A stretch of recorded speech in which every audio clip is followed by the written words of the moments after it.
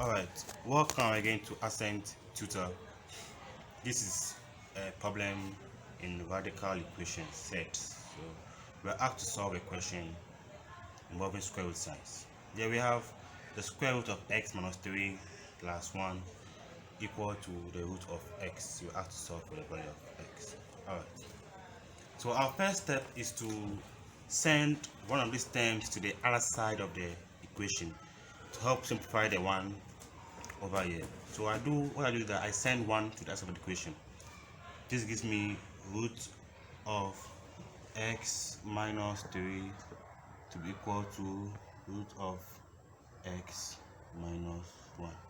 Of course, when you move a positive number across the equal to sign, becomes negative. Yeah, and you know in mathematics that for you to eradicate a square root sign, you introduce a square. So here we square both sides of the equation. So here I square this side, and again I square this side.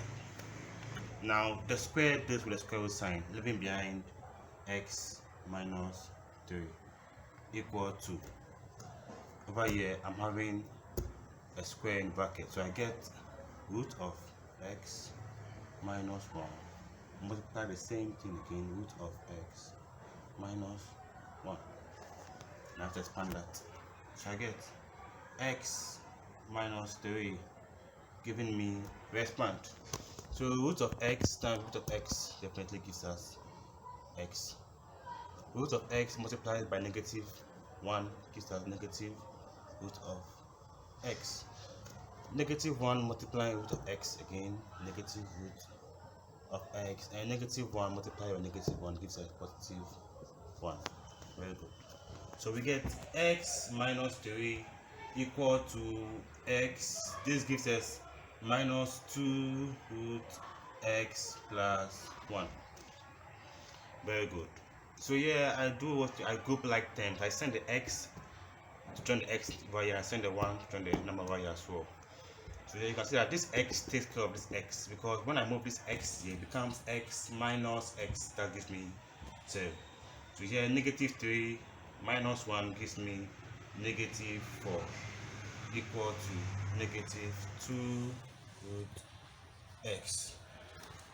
So you can see that this 2, this negative 2 and this negative 4 are multiples of 2. So to simplify my work, I divide 2 by 2, divide 2 by 2. Better still, you can make it negative 2, negative 2. What happens here? 2 left behind here equal to root of x. Again, because I said that to eradicate your root sign, you introduce a square. So I square here and I square here. This gives me 4 square cancels the root, that gives me x. So therefore my x is equal to 4. Thank you.